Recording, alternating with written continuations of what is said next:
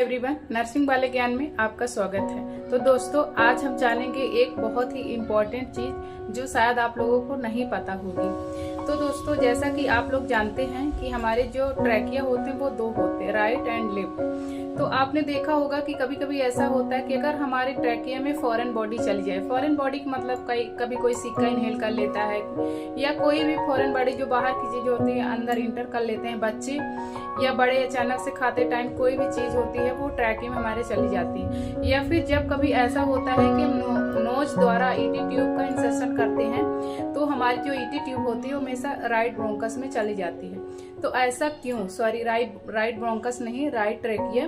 तो ऐसा क्यों होता है, तो आज ये टॉपिक के बारे में हम आपको डिटेल से बताने वाले हैं कि ऐसा क्यों होता है।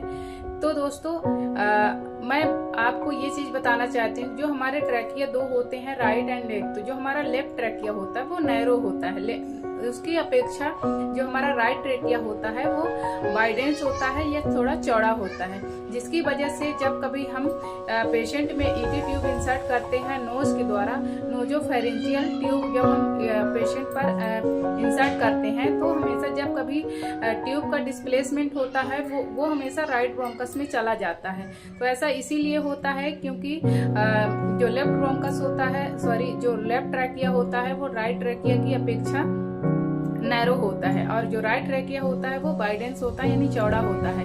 तो जब कभी फॉरेन बॉडी अपने ब्रोंकस में, सॉरी ट्रैकिया में फंस जाती है तो वो हमेशा राइट ब्रोंकस में ही फॉरेन बॉडी इंटर करती है। वो ऐसा इसीलिए होता है क्योंकि राइट ब्रोंकस चौड़ा होता है और जो लेफ्ट ब्रोंकस होता है वो सकरा होता है या नैरो होता है।